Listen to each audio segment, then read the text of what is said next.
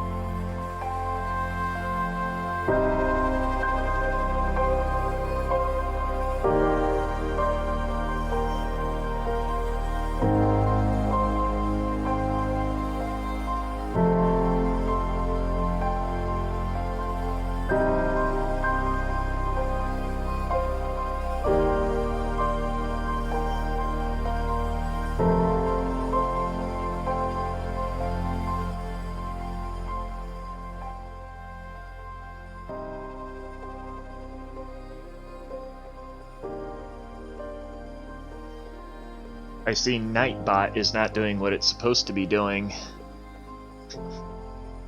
It's okay, we did mic check earlier. Hello. How is it going? That's the wrong just chatting screen. There we go. That's the right just chatting screen.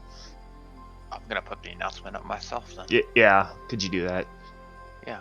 How do I sound to you, THK? Do I sound fine? You're coming through perfect on this end. So, Okay, great. yeah, no, I don't know. There were a bunch of weird stuff that was happening before this stream tonight, but yeah, we're all here. We've been talking about food while you were busy with stuff. That's good. We do have a fantastic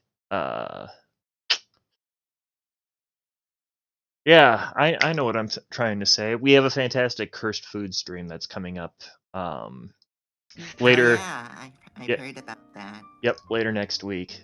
So that is coming. Thank you, me6/Pico. I appreciate your efforts. Appreciate the efforts. Oh, You just posted it now too. It's a good thing I have notifications turned off right now, otherwise I would have heard that double ping. We just got a bunch of people that are irritated at the notifications in Discord.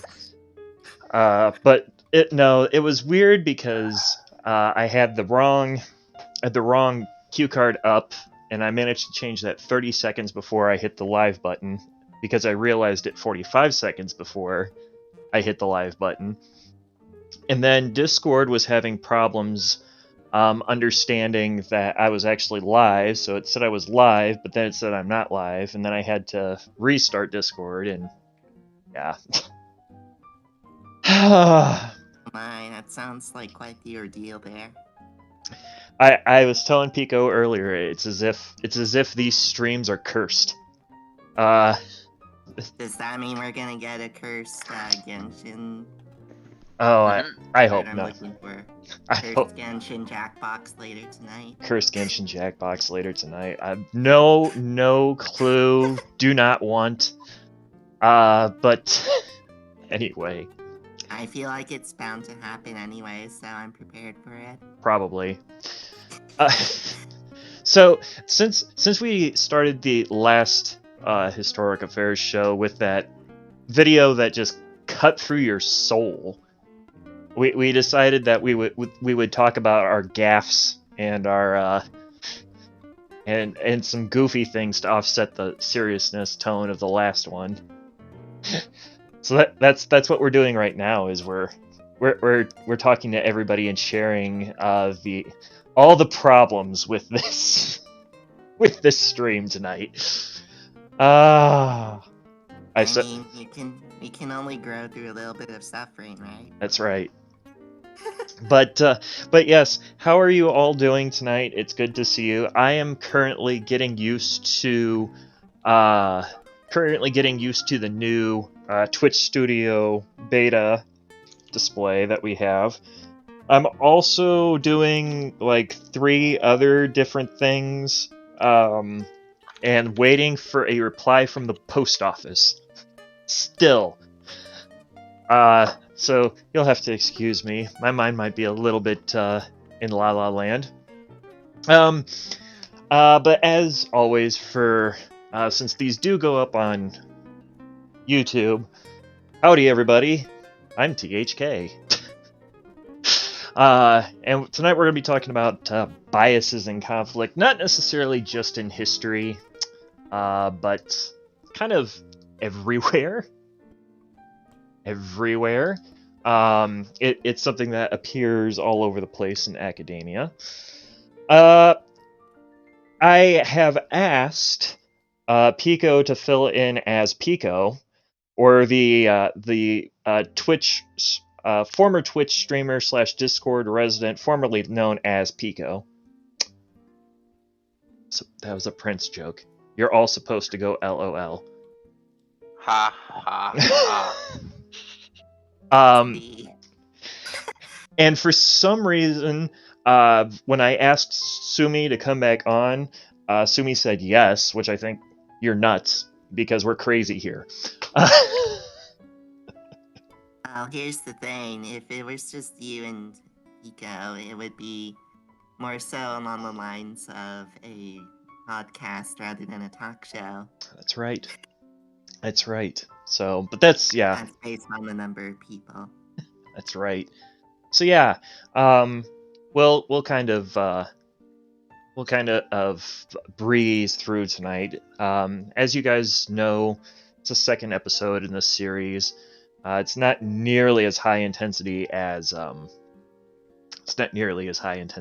lot of the other history streams that we do.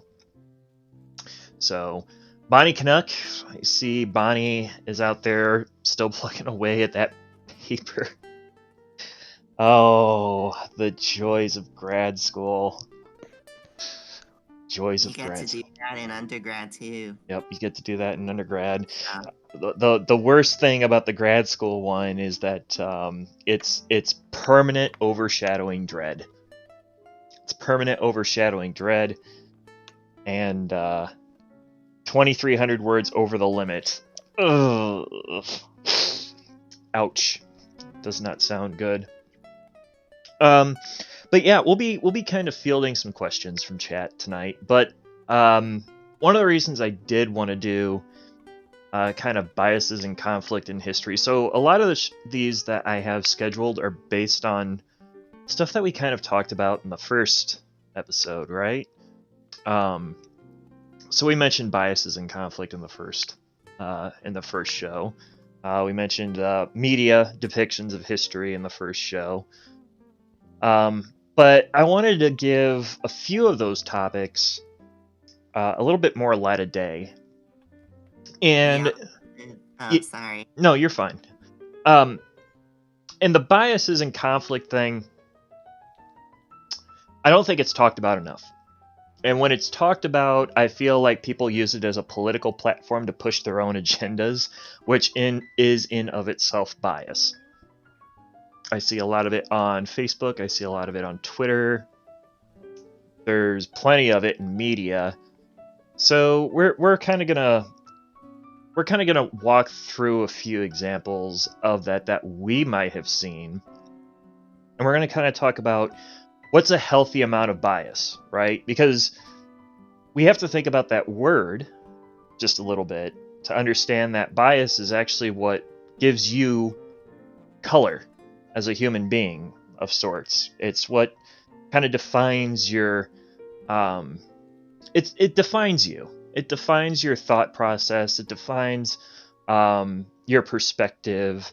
Your experiences will go into that and things like that. So bias is very important. But bias can also be what brings you down, and it can also be what turns a good academic into a not so good academic. So we want to talk about that a little bit tonight. Yes, it's very true. There's the good type of bias, and then there's the not so good bias, to put it simply. Correct.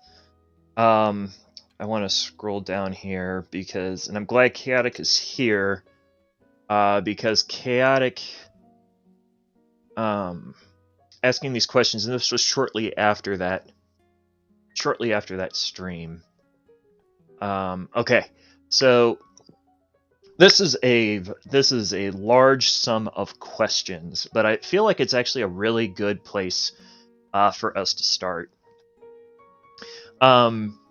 And Pico, I know that you aren't necessarily in history, but I'm actually interested to hear what the perspective of somebody who isn't in the profession might actually have to say about a couple of these. So I'll share with you guys my responses to these as well, but I'm interested to hear what you both think and what chat thinks. So I'll start with the first question here, and that is, if history is truly written by the victors, then what about the losers?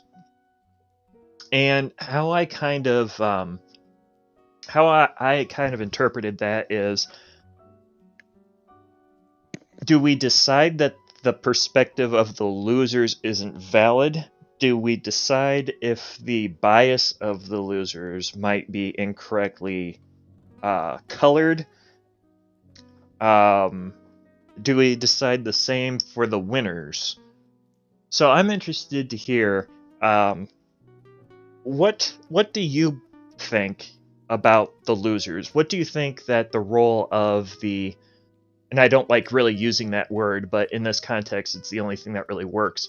What do you think of using history that is, well, I'm going to use this word, it's not necessarily the word I want to go with, but it's the word that comes to mind. What do you think about the history or content that's peddled by the losers in history? So I'll let either one of you take that one first. Okay, I guess I'll offer my viewpoints on that then. I honestly feel like it depends on context, because the meanings can vary and change so much throughout like different contexts of history. Like, for example, I see a lot of biases in art history pertaining to the Renaissance, and how most older art historians like love to glorify the European masters like way too much. They like to put them on pedestals, rightfully so. Like, I fully acknowledge they do think that they've set the standard. They've set like a lot of memorable rules, a lot of things to follow, but oftentimes I feel like we do need to look past what was like predestined or set up as like the norm in the past, but and then acknowledge what we're doing now in the later periods of art history. It's the best way I can describe it from the things I have learned and just from my viewpoints in general. Makes sense. It definitely makes sense. And I'm glad you mentioned that it comes from kind of like an art history perspective too. Um, that question is not necessarily loaded into history. Um, when we think about certain contexts like that, history is probably the main thing that people are going to look at for that, but it's not necessarily something that's loaded directly into history. Just like bias in general isn't something that's necessarily just loaded into history. So that's fantastic. Um, Pico, what do you have any thought on that? Based on like because with the original question like pertaining to the victors, but like this one is basically pertaining to the losers and the importance of their story and their bias, right? Correct. Um, honestly, in my eyes, I like to think things through as technical, and so I personally like to see both sides of the story, but my opinion on this is things are overlooked. I'd like to see a lot more detail, even though that's also overlooked, but some of those details are very important. Like what was the purpose of the war? What was causing like what was your reason for it, or like stuff like that. It's helpful to prevent another occurrence or another conflict Sure. like that. Sure. And it's just important to put in records because other people may be curious about those specific details that are overlooked and missed. And I gotcha. I just find it interesting, but like at the same time, it makes me a little bit sad because both losers and the victors tend to overlook facts and details, even if they aren't really, even if they aren't happy and giddy and stuff like that, even if they're like, even if they set a tone for like really like really sad and depressing times, still Sure. it's details like that I personally like to dig into because I want to know everything about something. Good. Good. I'll start my answer by quoting an instructor of mine. Is that there's no reason that a winner cannot become a loser, and how they interpret the history. So I will pull up a good example of histories histories from the losers that can be damaging, but histories from losers that can also be contributive to subject matter. So an example of damaging history from the losers. It's actually very close to home, and that is Civil War history. There is a lot of history sympathists, Confederate sympathists, that will frequently push historical content out that somehow justifies the Southern cause. That will somehow try and make things to be fundamentally different than we know that they actually were.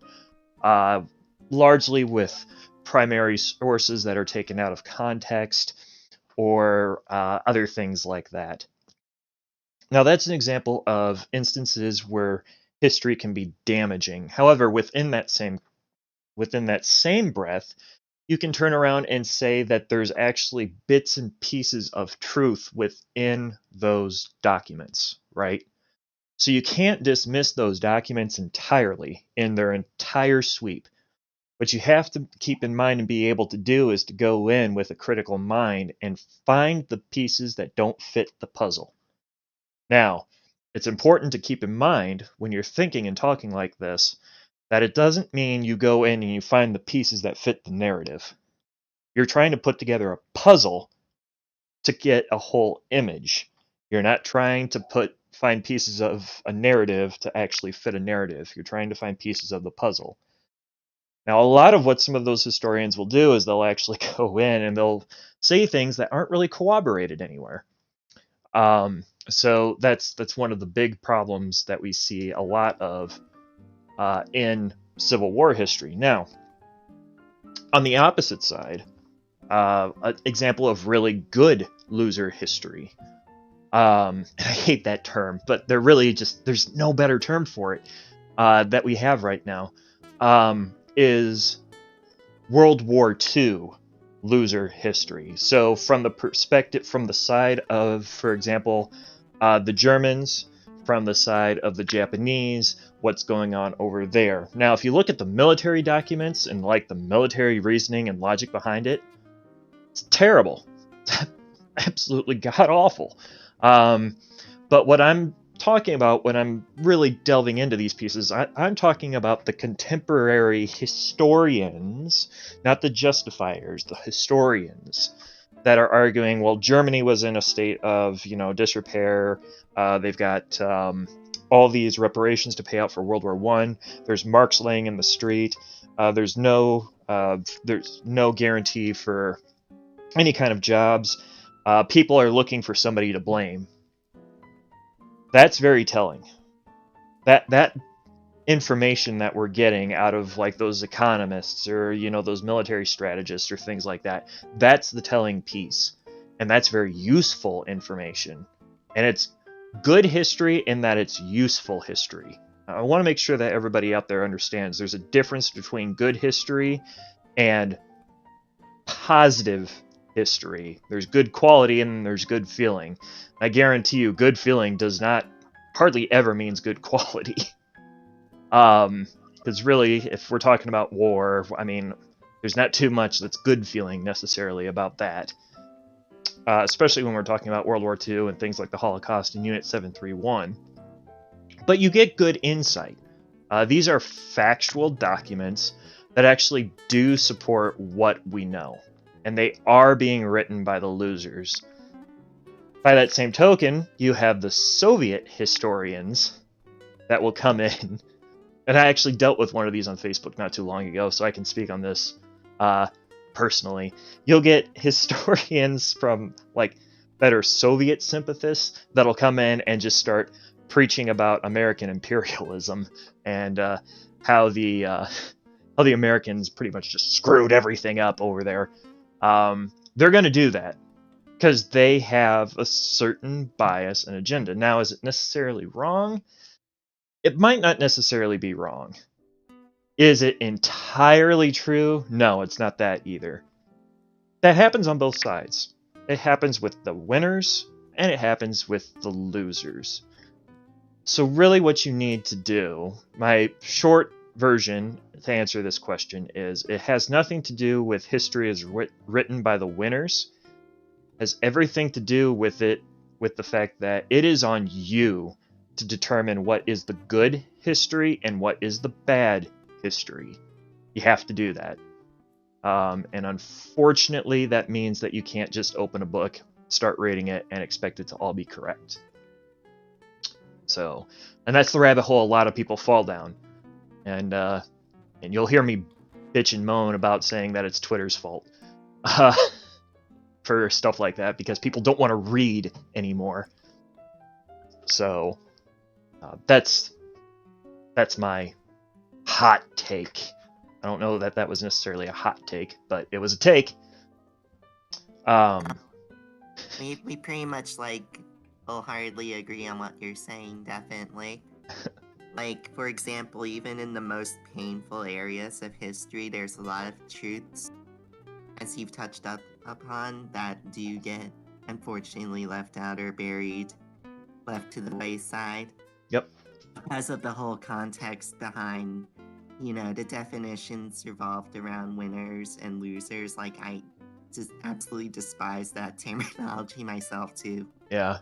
Whenever talking about, historical context and what's the viewpoint we're supposed to like be leaning towards, or the viewpoints we need to consider. Like, we each need to, as a person, be able to discern the factual evidences, the truths, the lies, the falsified information, all of that. Correct. And it's going to vary, of course, depending on who you look up, what you read. A lot of that matters. Sure. There's another question here. Actually, I might post these on screen here. But I'm just gonna straight up answer this. There's two of them here. That I'm gonna just straight up answer. So the first one here is, how do we decide what is and isn't history? You don't get to decide that. History will decide that itself. And what I mean by that is, there are plenty of people. Let me see if I can accurately describe this. There are plenty of people right now that are sitting in this chat. Okay? There are plenty of people on Twitch. There's a few of you at least in chat right now. There's probably some people who are watching these videos on YouTube that are thinking right now that there was only negative. There was only negative in 2020. Only bad things came out of COVID-19. Oh dear. So there's plenty of people that will think that. And what will happen, I guarantee you, in another year or two, is some of those people are going to look back and realize, hey, it actually wasn't that bad. Now, where am I going with that? Where I'm going with that is that you may not necessarily know at the time that you are living history until you look back on it and realize how historic the time that you are living through actually was. I can guarantee you right now that the people who lived through the Great Depression were not thinking about, how historic is this? Or, they weren't necessarily thinking about how is history going to look at this. They were just doing. And that brings up another point that I've kind of gotten into lately with people keep thinking about, well, what are historians going to say about this? What are historians going to say about this? Frankly, it really doesn't matter quite so much worrying about what historians are going to say about something. People get hung up on that term, on that phrase of what are they going to think about this, and they don't apply action because of it. Historians are not sitting there, and we are not tasked with the job of dictating exactly if you're a piece of crap, or this period of time was absolutely abysmal, deplorable, this and that. The events will do that.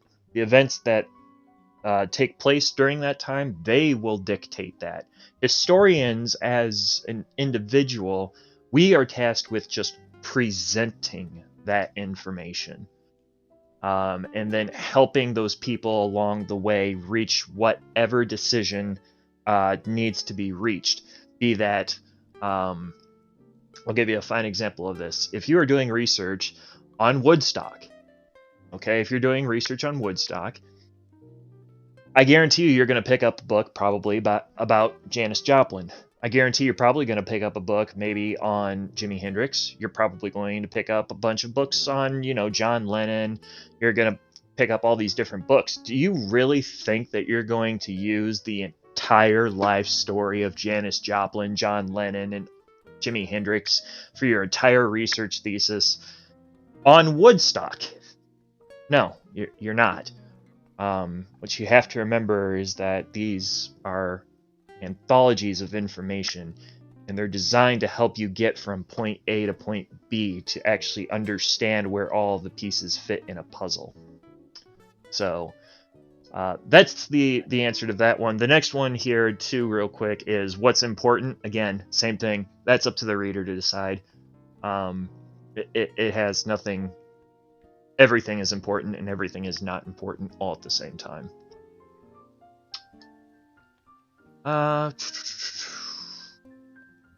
This was an interesting question.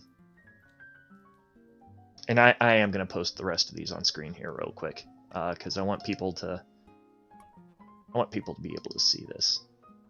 Oh yes, of course. Visual aids always helpful. I haven't figured out exactly what visual aids we're using on this stream just yet, which is why you keep getting this really pretty or boring, however you want to look at it, background. It's okay. In these instances, we always improv, and it somehow works out. Yes. So there we go. So the next one here that we have on screen is how will. I'm sorry, it's a little silly to me to think about this, but how will World War I be taught in 20 years from now? So how does history evolve? I believe was Chaotic's question. Semi-Manic State. Don't feel bad about these. Oh, that's right. You meant non-biased. I actually will change that. Also, how does one stay non-biased in history? I realized that you said that. I think I even corrected you for that too. Okay. So how would World War I be taught in 20 years? I mean, to be perfectly fair to you, World War I's teaching methods haven't changed. What's changed is how much of it is taught. Yeah, I can understand that, Chaotic. So yeah, I would say you'll start to see decreases in the quantity, maybe, of that course material being taught. I guarantee, I can tell you, like right now, the Span Am War, they'll skim over that. You won't even hear about it in grade school. You won't even hear about the Span Am War or the War of 1812 or the Black Hawk War. You won't talk about any of that in your grade school. You might talk about it and graze over it in college, unless you're a historian that takes a focus in that history area. I don't know, what do you guys think?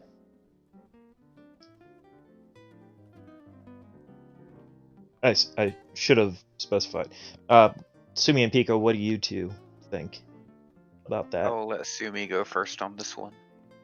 Okay.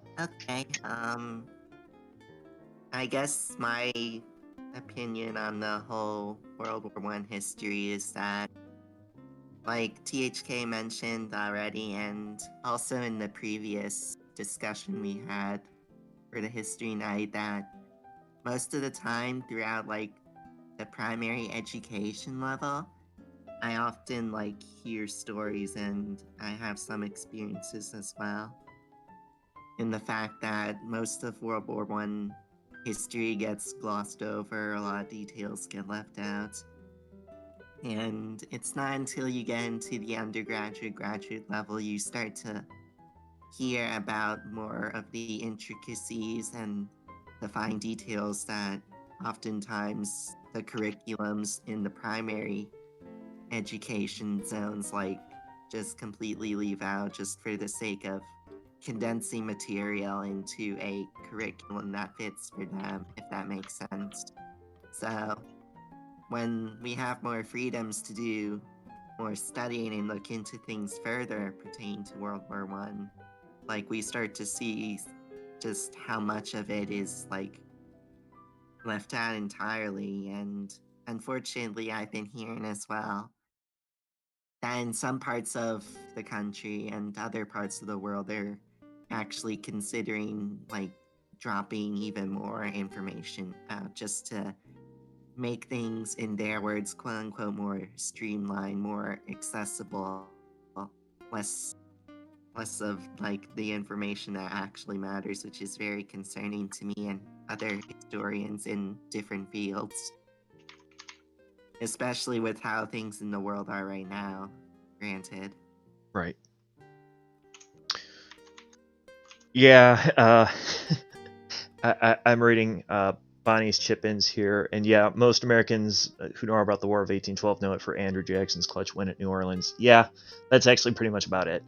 Um, they also just know that the British were involved. They don't know exactly what the whole beef was. They don't know, those little out skirmishes. They don't know, what the big deal was. It's true. And the American invasion of Upper Canada, which that's one that's also still kind of fuzzy to me. But yeah, there's a lot of stuff. It's really glozed over. There's a lot of stuff that actually happens just on the whole between about 1776 and like 1845, and all of that is just really jumped over. And the other thing too is the alarming amount of Americans that think that things were for somehow like somewhat okay up until 1774 75, right in there, and then it's just like, all right, 1776 happened, let's go. No, there's the colonial wars were it was a long period of time that run up to that. So To peak use a phrase, it's a worrying trend, for Yes. sure. Yes. Yep. So Pico, what did you have for that? Okay, for this question here, how will it be taught 20 years from now? Honestly, I have nothing more to say about that initial question than exactly what THK said. Basically with how it's gonna be taught, all I think's gonna happen is it's just gonna gradually become less information over the years. Censorship in history.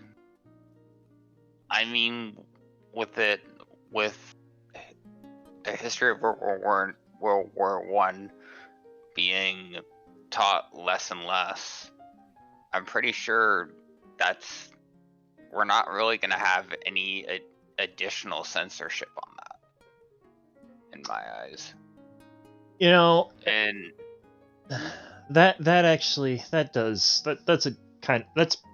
it's not kind of a good point. It is a good point. So, as we've been talking about the drawdown kind of history that's being taught, the magnitude and the quantity as well as the quality, that's your censorship. I mean, it just is. That's your censorship in history. And people, I mean, there's plenty of censorship in history now. I mean, just look at anything the Russians or the Chinese put out. Yeah. Oh dear, don't get me started on the there you go. censorship. All of a sudden, That's all of partially what I'm THK worrying streams about. all of THK streams go down because they get attacked by the Russians and the Chinese at the same time. But There is also such a sad reality of censorship within censorship, as silly as that sounds. yes, It's the true thing. yeah. Censored material getting censored even further. Yeah, it's been an interesting thing, and one of the things that we'll come back to this particular subject whenever the media, the Cold War, whenever we talk about Cold War conflicts and their depictions. I think that's in April. I think that's the April show. When we get to that one, you're gonna hear THK go on a soapbox. That's my field of expertise is in that era, and you'll get to hear me go on all about how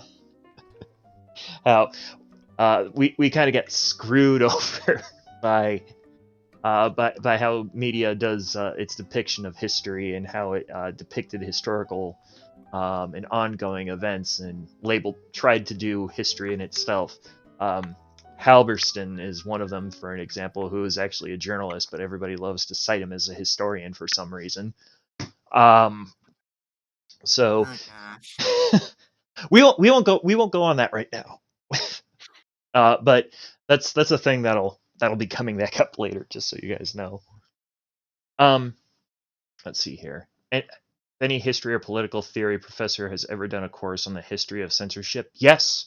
As a matter of fact, yes. So Dr. Davis Brown, who was an instructor down at Maryville when I was there, he actually had a class on the history of censorship. I did not get to take that class, unfortunately. I don't remember what exactly happened, but for some reason, I think I left Maryville before that was a thing that I was able to do. So unfortunately, but it is what it is. Will we ever know the whole story? No.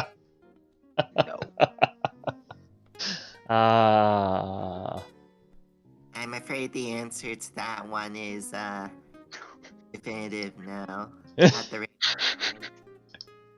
I have to be real. Yes.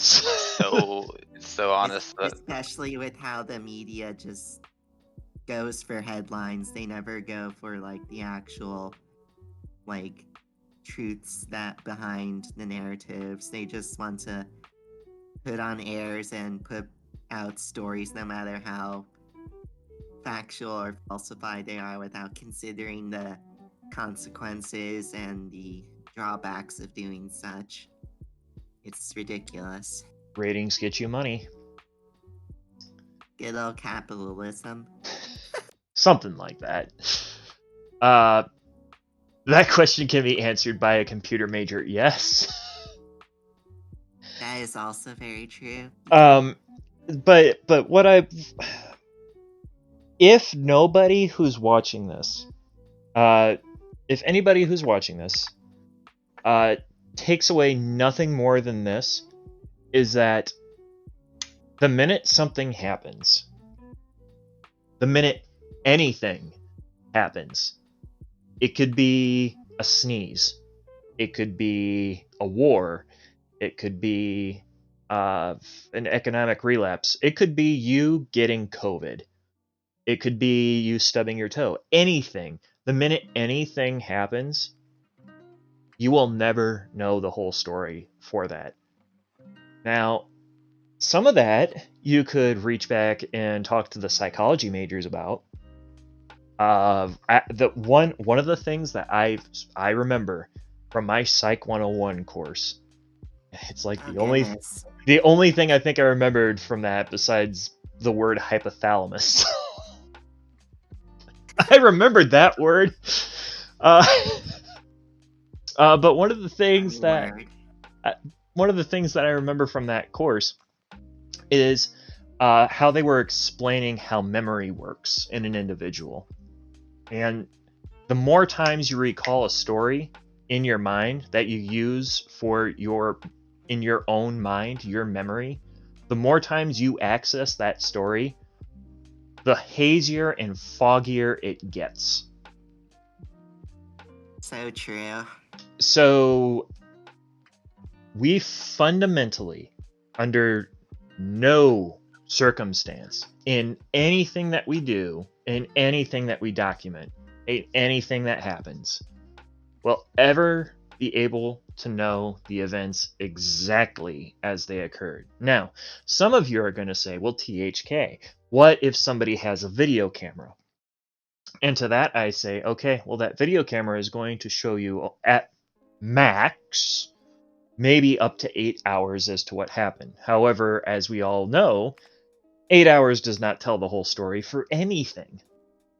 8 hours will tell us maybe, the points from A to B to C to D in a battle. They could tell you the A to B to C to D for you cooking spaghetti and going to sit down and watch the TV, and you watch the TV for a while, and then you get up and forget that you still had spaghetti on your lap. You get up, you drop the plate, it shatters, and then in a fit of rage, you stub your toe on the table. I mean, it might tell you that, but it's not going to precipitate anything that's useful out of that.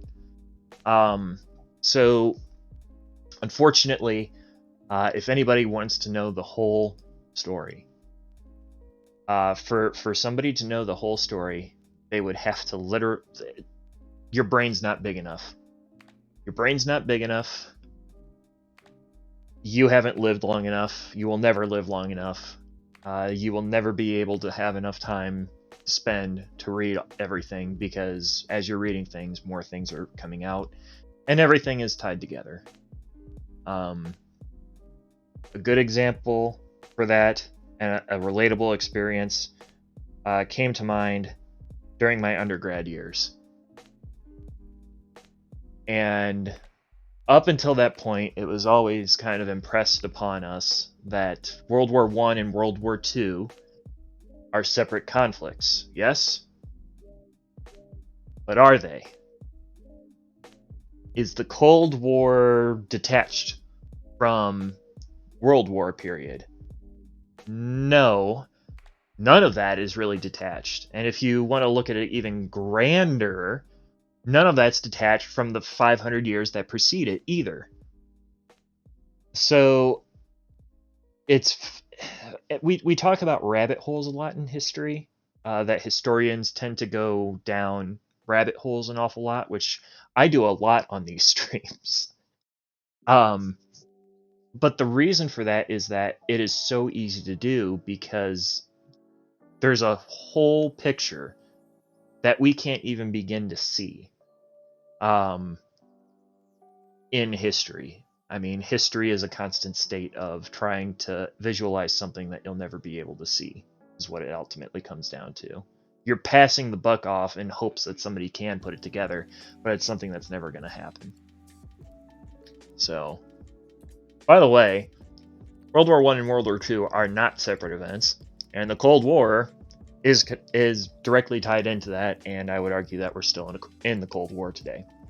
Hot takes by THK for the stream. Hot takes. Very spicy. Right. You could say it's very chilly. Shut up, Pico. False history, that kind of ties into the first thing that we jumped into. There's plenty of false history out there. I think I mused on one of the Genshin streams about how there was a guy that was running around trying to tell people that he was a historian, all the while saying that there was no such thing as a Christian who was a Nazi, or a Nazi that was a Christian. And I looked at him like he was the stupidest thing that ever crawled out of a cosmic cave of wonders. He also then proceeded to leave the message board that he was on, that I was a mod on, and then said that I banned him, which I didn't do anything of the sort. But yeah, there's plenty of false history out there. Plenty of false history out there. Indeed, Sputnik, that is a big oof. That's One a- of the big oofs you could possibly explain to someone if you're claiming to be a historian. I thought it was great too, so I said, "Where's your degree from?" He's like, "I didn't go to school. I don't go to those indoctrination institutions." I said, "Well, you do realize that you can have your own thought process and not necessarily adopt the institutions, right?" He didn't have a response for that. We talked about where he was coming from with that. Goes back to that whole thing that we talked about in the first stream, where people have this preconception that schools are blue or schools are red and all that crap. No. I mean, you can have an instructor that, teaches one way or another, but if you just go the flow of what you think is cool, you need to develop your own mindset. You should develop the right mindset. You should. But people have this really weird thing about wanting to color everything, and it's getting to the point where it's creepy. It is. It's getting to the point where it's creepy. Being at Maryville, they called Maryville a blue school, and then people were talking about how crappy Maryville was because it was a blue school. Well, Maryville wasn't crappy because it's a blue school. Maryville was crappy because it didn't want to fund its arts and sciences programs. And they kept cutting all the programs that actually mattered to replace them with business administration and things like that. That's why they sucked. It had nothing to do with what the politics of their instructors were. It had nothing to do with what their instructors were teaching. It was the lack of what those instructors were teaching and being allowed to teach. So, just if you're gonna criticize an institution, make sure you're criticizing them about the right thing. Don't make up crap like political biases and agendas. That's a bunch of crap. Fact-checking history. Fact-checking history is an interesting one. Fact-checking history is difficult. I will say that. It's difficult for those who don't know the history. And really and truly what it comes down to is, I think, checking references. Checking references. What are your references? What are the references for this content? And just because the references are there, is that what the references actually say? I caught 3 people. 3 freaking people. 3 kids. They were all freshmen too. In an undergrad class that I was aiding for. I'll never forget it. They cited something. I think these were all in reference to the War of 1812. They cited something, and the source wasn't even about the War of 1812. The source was actually about the Pan Am War, which, of course, takes place. Or, yeah, the Spam Am War, which takes place in, 80 years later. So, check references. Yes. Bodies, how? Freshmen who probably weren't even history majors. Freshmen who weren't even history majors, probably. They were probably there on the scholarships. Wouldn't me either. Different types of history. Everything. So I'm not joking. Everything. There's history of audio. There's history of video games. There's history of Twitch. There's history of medical sciences. There's art history. There's museums history. There's military history. I could go on and on and on. There's history of you.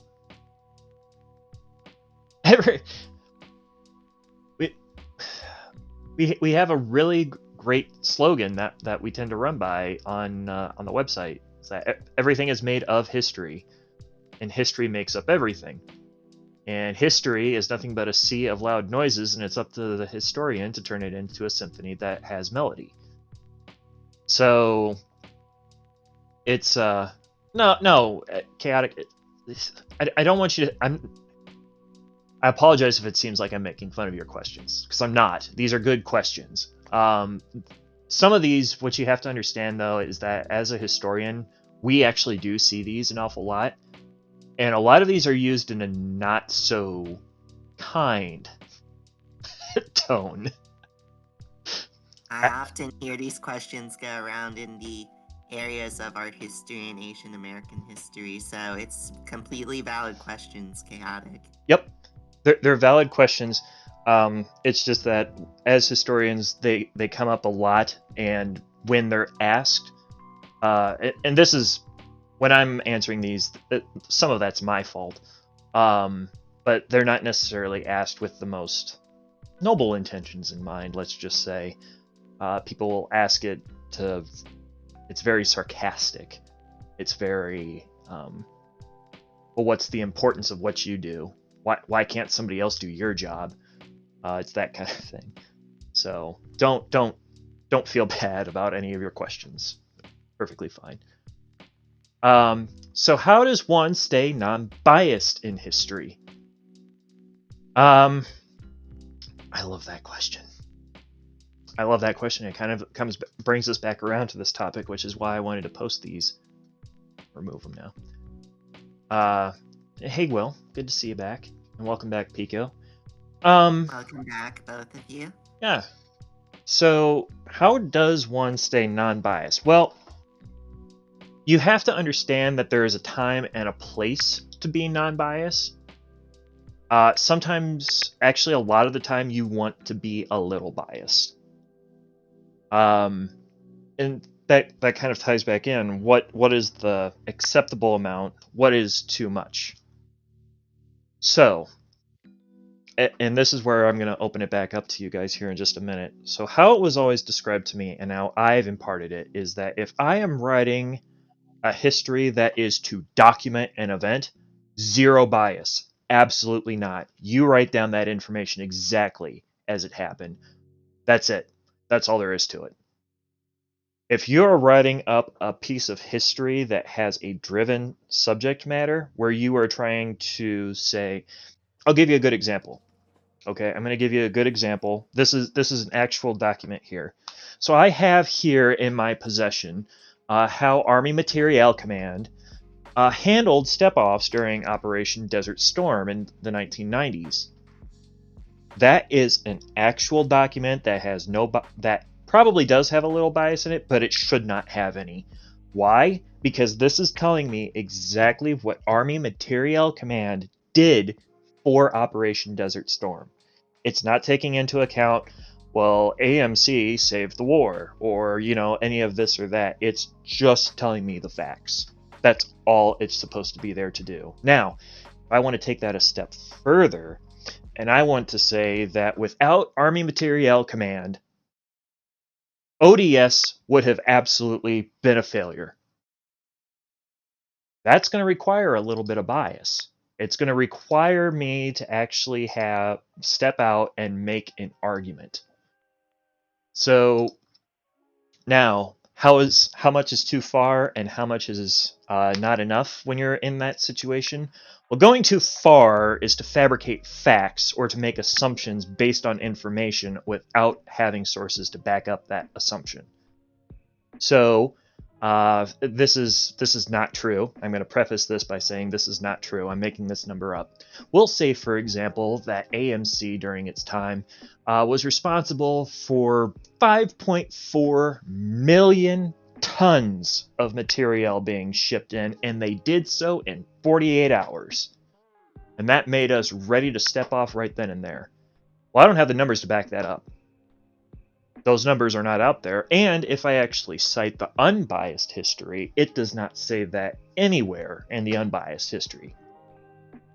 But I'm making that assumption because I know that there was just a lot of material over there. That's too biased. I can make that inference, but it's not correct. Now, if I say, well, they shipped out that much material and their history actually backs it up, now that's bias, but it has supporting documentation in it. So sometimes bias is okay, and having a little bit of bias is okay, because you are using the unbiased facts to prove a point.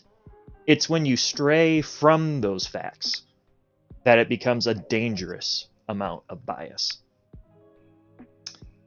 Very true. As long as you have the facts and you don't stray too far off from whatever terminologies or words you use to back up your evidence or the original point you're trying to get across, generally most of the time you will be good to go. But unfortunately, like, other people don't pick up on that so easily. Correct.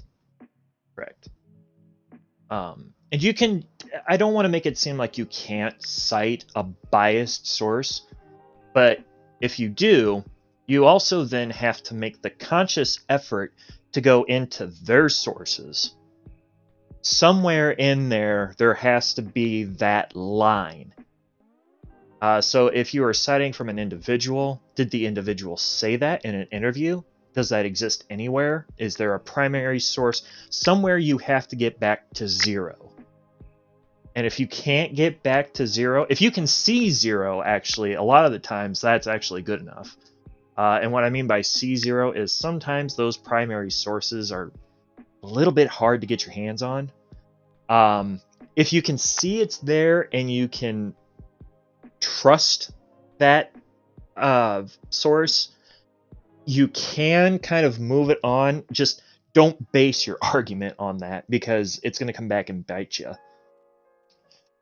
So that would be I don't recommend doing that either. Otherwise, it's not going to turn out so well most of the time. right.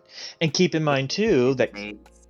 Your primary sources can also be biased, though. Oral histories are notorious for that. So definitely keep in mind, be prepared.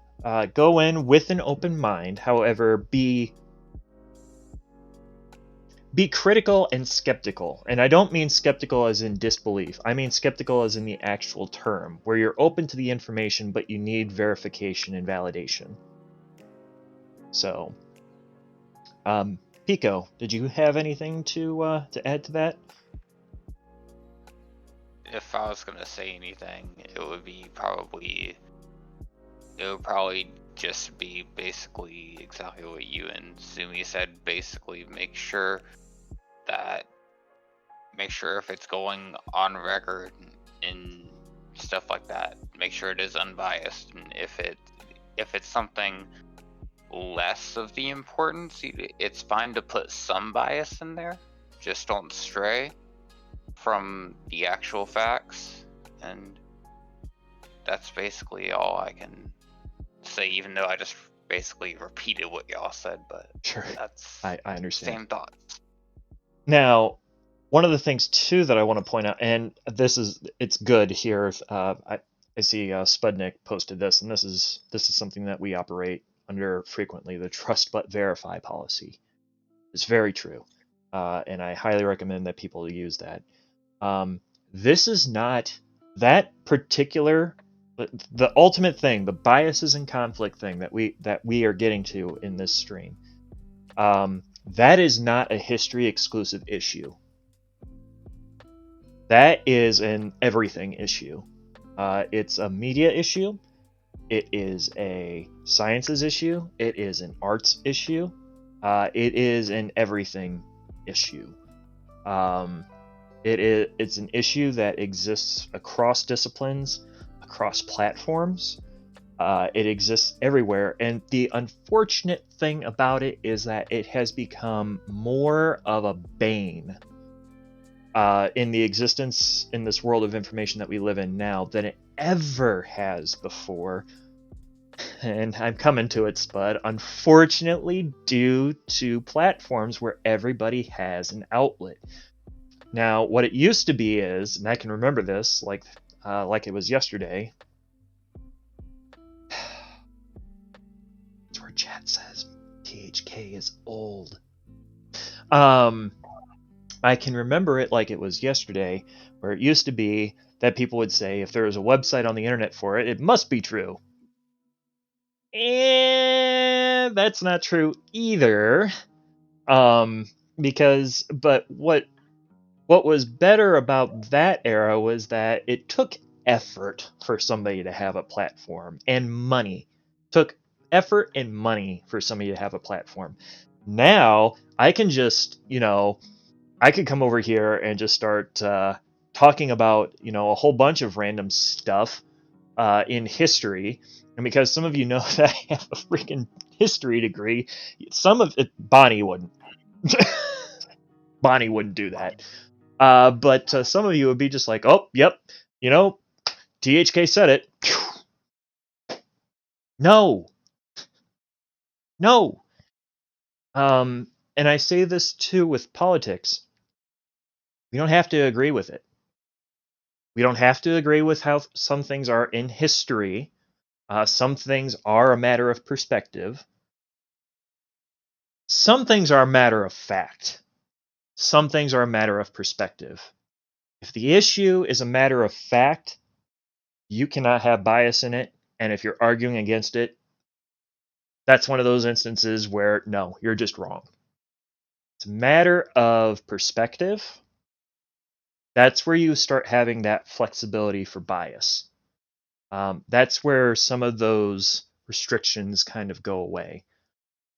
So it's a slippery slope.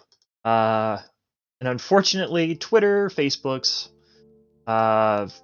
TikTok, I should call it the old people name, the Ticky Tack. The Ticky Tack. Oh no. YouTubes.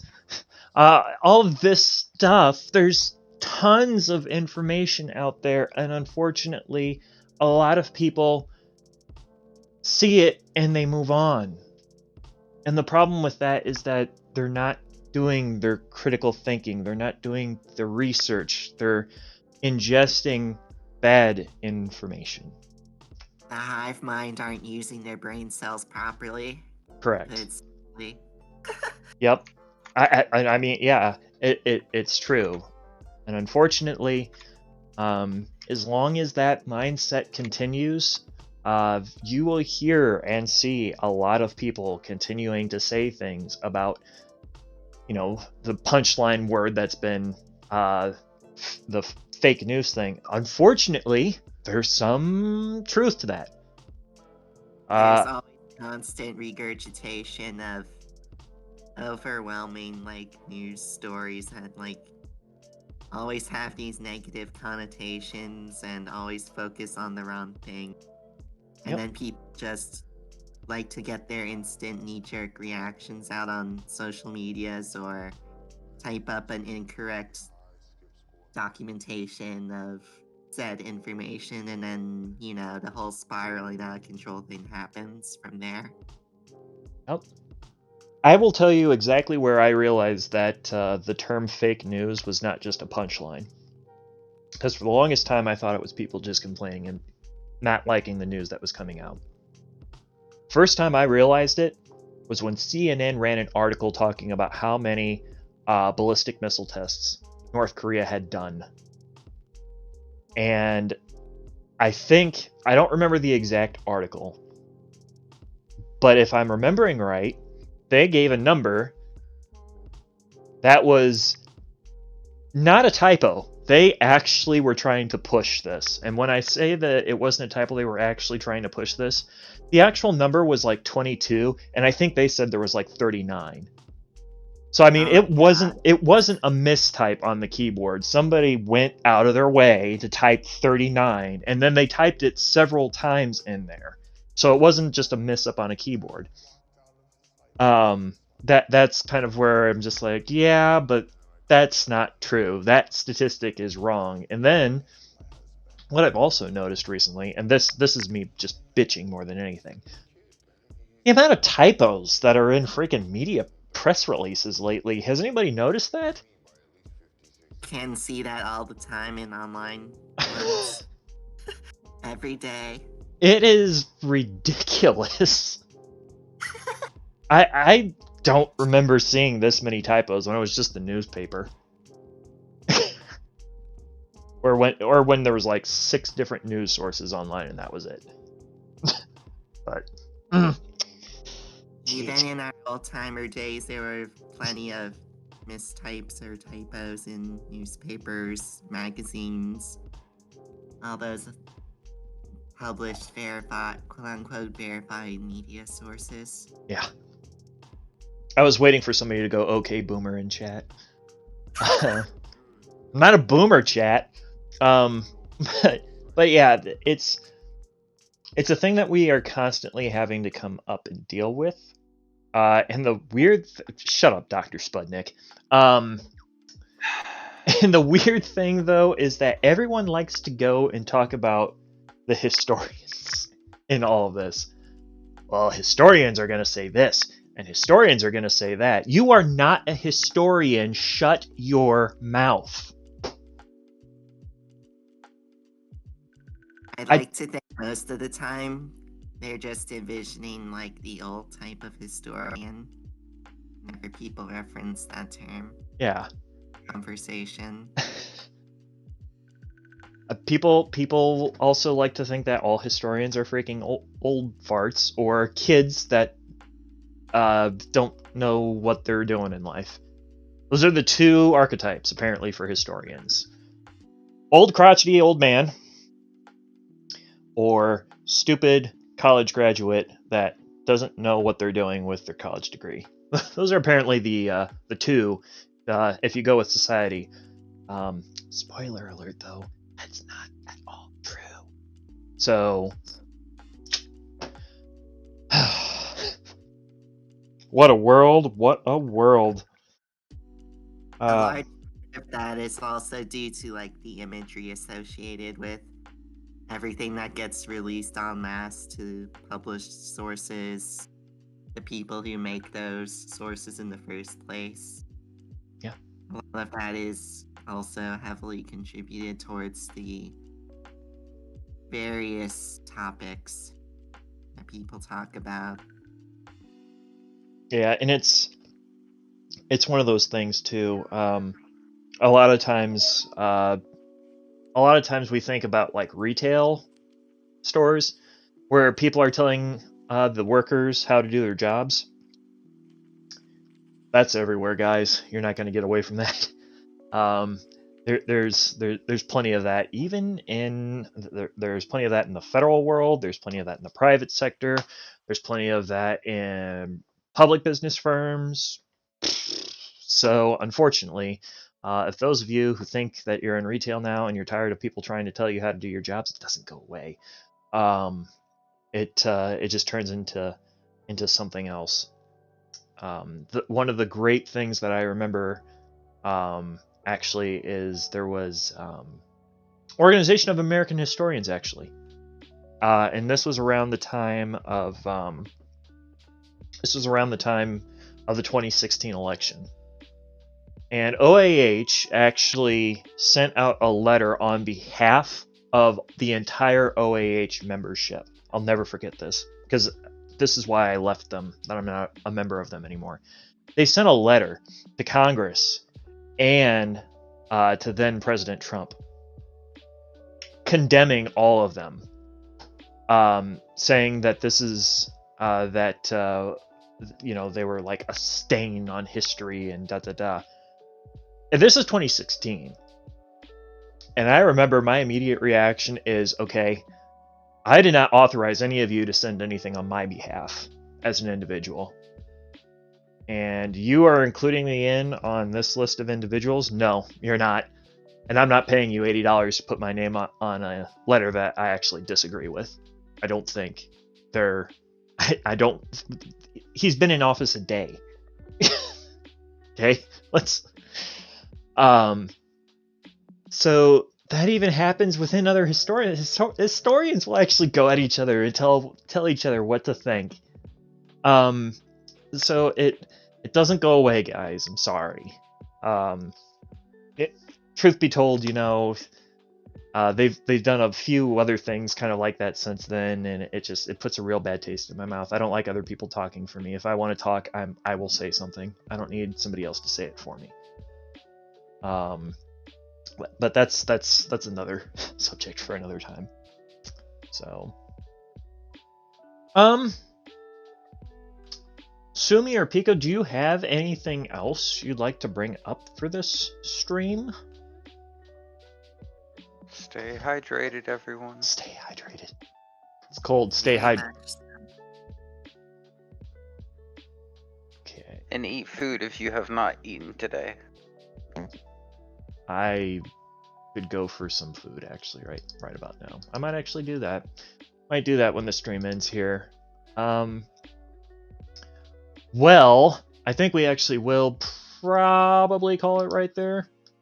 Seems like a good of time as any. We had a pretty decent discussion tonight. Beware the eagle. Oh, jeez. Sumi, Pico, I appreciate you both coming on tonight, despite our technical difficulties. I hope we can keep doing these. I hope we can keep on doing all this. Next Historic Affairs, the next talk show / podcast thing that we're doing, will be on 26 March. All of the history streams are moving to Fridays at 6 o'clock, whether they're the Forgotten History streams or the Historic Affairs shows. I think History Kevin is going to be on for the 26 March show. We'll see. Next history stream will be on 12 March. We'll be talking about the B-2 bomber. I'm excited for that. Mainly because I'm an Air Force brat, if you guys remember, right? Of course, naturally. It's all interesting stuff, too. Yeah. Our next actual stream though is actually going to be tonight. So we're going to be back at 10 o'clock tonight. We've got our Jackbox night tonight. So that'll be a lot of fun. I'm excited. I'm actually going to stream it this time too. So, Time is not fully finalized though, right? Subject to change. So it is subject to change, but it's going to be around this time. It's going to be around 2200. So 10 o'clock Central Time. Alex, absolutely. I'm glad that we could take the opportunity to answer those questions. They made for good subject matter. So thank you for submitting them.